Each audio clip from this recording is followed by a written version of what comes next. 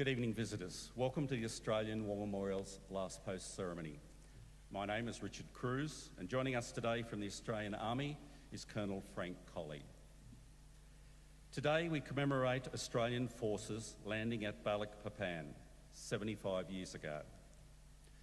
A port on the south coast of Dutch Borneo, Balikpapan was the site of the last major Australian ground operation of the Second World War.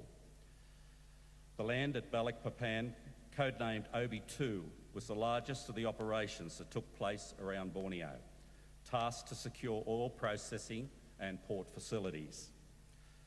After a tremendous preparatory bombardment, the 7th Division went ashore on the morning of the 1st of July 1945.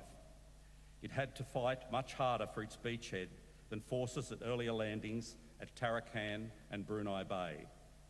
Strong Japanese resistance continued for the next 3 weeks as the men advanced inland, and daily engagements with the Japanese continued until the end of the war. Balikpapan was one of the most controversial Australian operations of the Second World War. By this point, it was clear that the Australian operations in Borneo were not contributing to the defeat of Japan, and many high-ranking Australian officers considered them strategically unsound. The government, however, stood behind US General Douglas MacArthur, and the Balikpapan landings went ahead, resulting in the deaths of 229 Australians and 1,800 Japanese.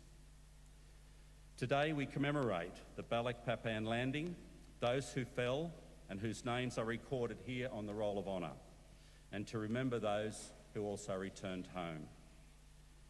Today also marks 100 days since we gathered here in the commemorative area for the last post ceremony. We are delighted to be able to welcome members of the general public back. We're also honoured this evening to welcome Dr. Brendan Nelson, President of Boeing Australia, New Zealand and the South Pacific, and former Director of the Australian War Memorial. Mr. John King, President, Returned Services League of Australia, ACT Branch, and representatives of the 2nd 16th Battalion Association and the 2nd 14th Battalion Association. We are especially pleased to welcome the Director of the Australian War Memorial, Mr. Matt Anderson, who has been waiting with anticipation for the memorial to reopen. Director, we would like to thank you for your support since the beginning of your tenure. As always, we welcome the veterans who have served, those that are still serving, and the families that love and support them. We acknowledge the members of RSL and Services Clubs Association, RSL Victoria and RSL Queensland, who are watching the broadcast of this ceremony across Australia.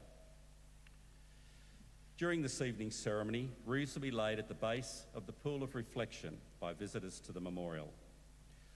If you're able, I invite you all to please stand and join in singing the national anthem.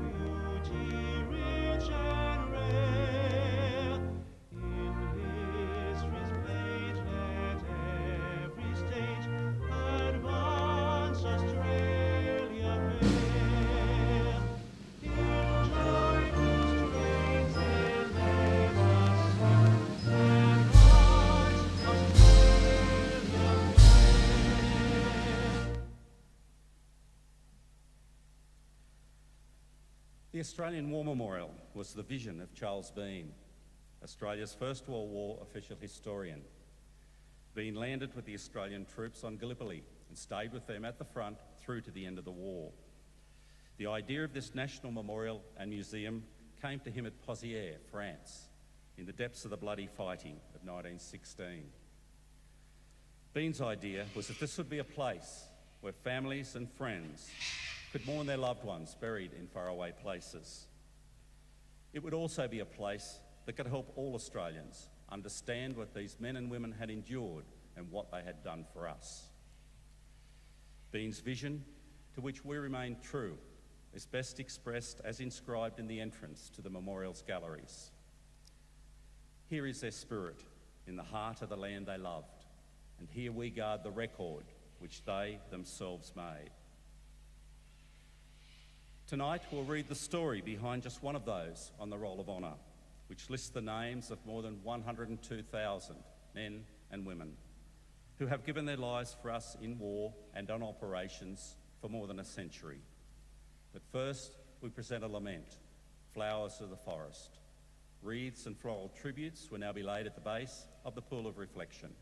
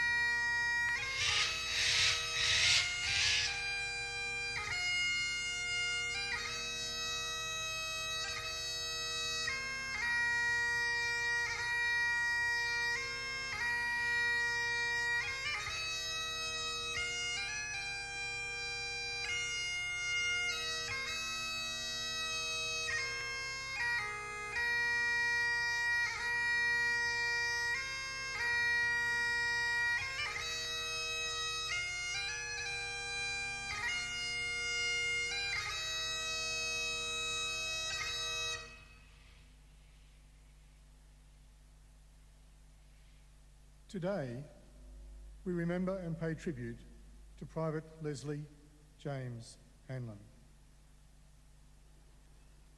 Leslie Hanlon was born on the 8th of September 1920 in Cootamundra, New South Wales, the fourth son of Patrick and Hannah Hanlon. Known as Les, he grew up in Muttama, a rural community in the central east part of the Riverina, attended the local primary school and went on to work as a truck and tractor driver.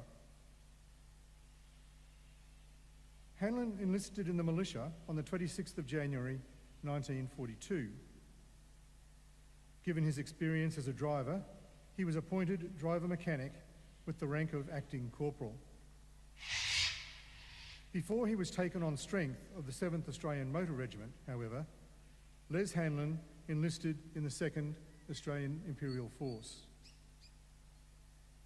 As the part-time militia could not serve outside Australia or its territories unless volunteering to do so, the 21-year-old Les enlisted in the 2nd Australian Imperial Force, along with his brother Parker, on the 5th of August 1942.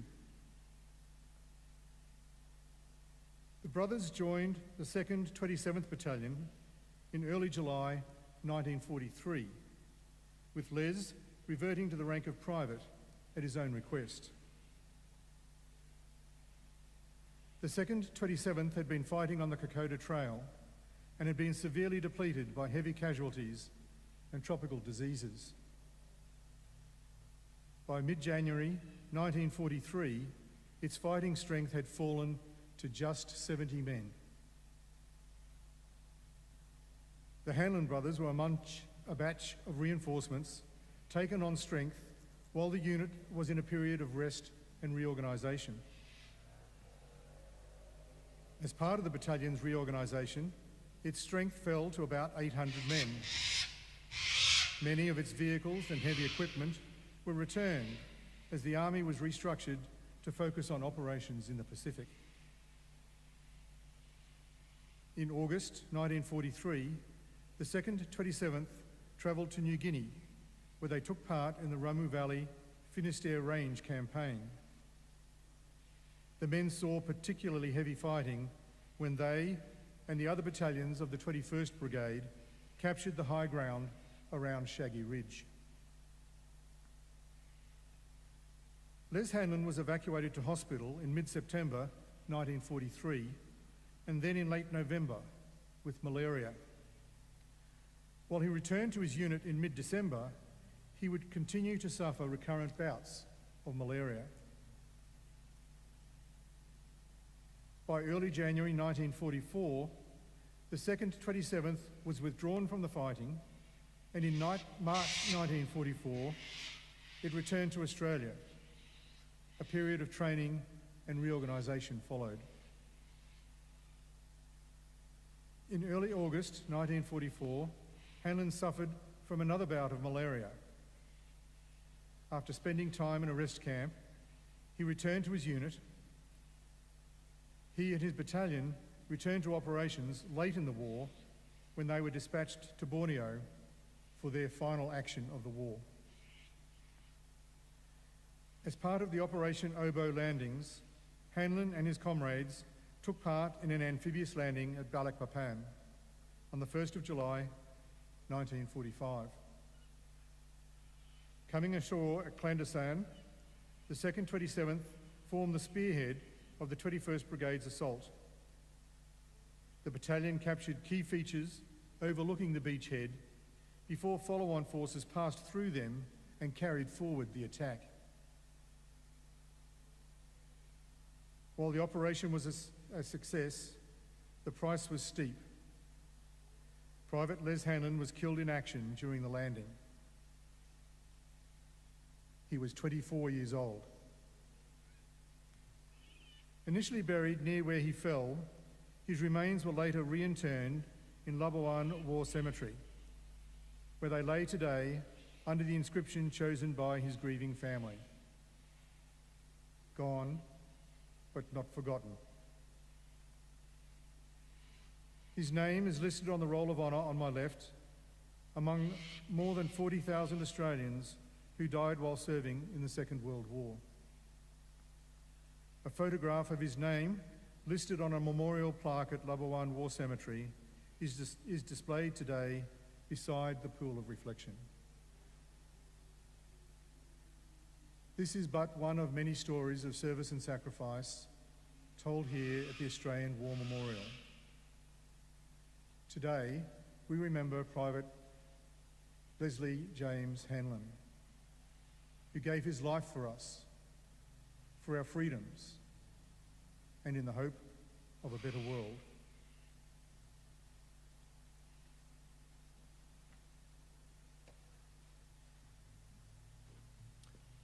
Please stand for the reading of the Ode and the sounding of the last post.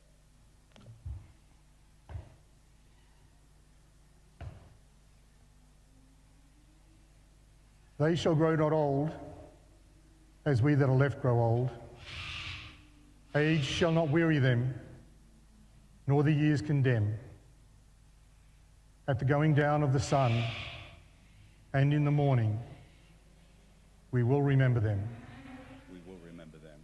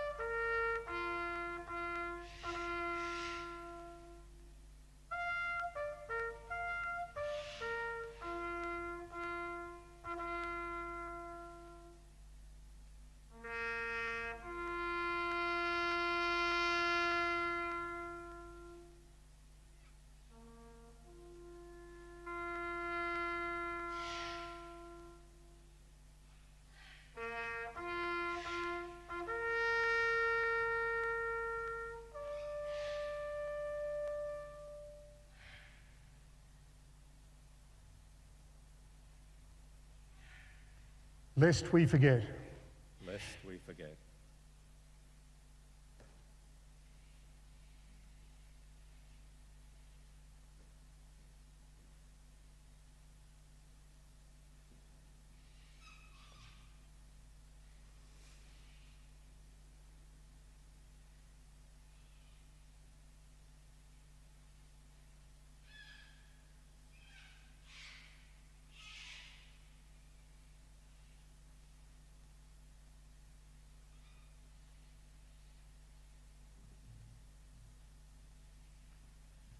We leave you this evening with the words of the memorial's founder, Charles Bean.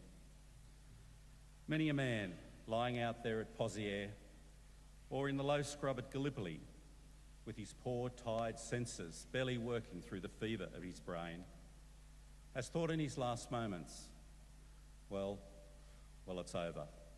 But in Australia, they will be proud of this. Ladies and gentlemen, girls and boys, that concludes this evening's last post ceremony. As you leave, please continue to maintain your distancing. We thank you for visiting the Australian War Memorial and wish you all a very good evening. Thank you.